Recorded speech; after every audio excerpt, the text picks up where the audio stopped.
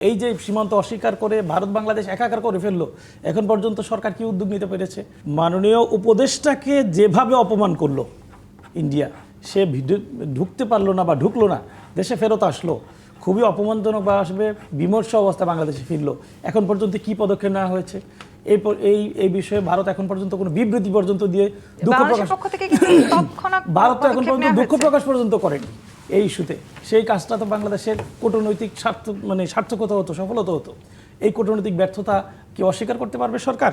দীনেশ ত্রিবেদী, যাকে নিয়ে আজকে মনে করেন যে মোটামুটি বাহবা অবস্থা, সেই দীনেশ ত্রিবেদী বাংলাদেশে ঢুকেই যে বক্তব্য দিয়েছে, এই বক্তব্যের প্রেক্ষিতে বাংলাদেশ সরকার কি পদক্ষেপ নিয়েছে? কোন বক্তব্যের প্রেক্ষিতে? সে বলেছে বাংলাদেশের আকাশ আর ভারতের আকাশ একই আকাশ।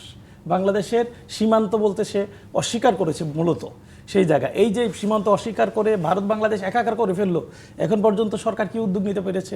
কার্যত কোনো উদ্যোগ নিতে পারেনি।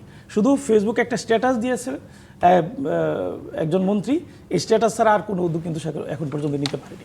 তাহলে ভারতের সাথে এখন পর্যন্ত আপনি বলতেই পারেন যে নতজানু অবস্থায় যা করছে বাংলাদেশ মেনে নিয়ে এখন পর্যন্ত এই অবস্থানে আছে।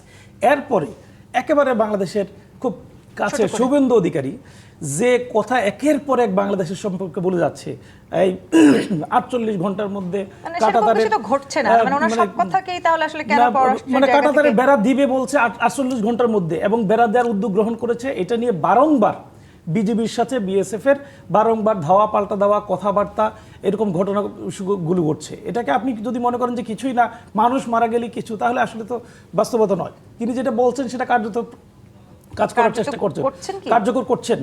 সীমান্ত বেড়ার কথা বলছে, 48 ঘন্টার মধ্যে সে জমি দিয়েছে এবং সেটাতে কাজ শুরু করার জন্য উদ্যোগ গ্রহণ করেছে। কালার এক্সপার্ট ডার্ক স্যাপ এবং মাইল্ড অন হ্যান্ডস টেকনোলজি সমৃদ্ধ অরিক্স অ্যাডভান্স ডিটারজেন্ট পাউডার, আপনার লন্ড্রি এক্সপার্ট।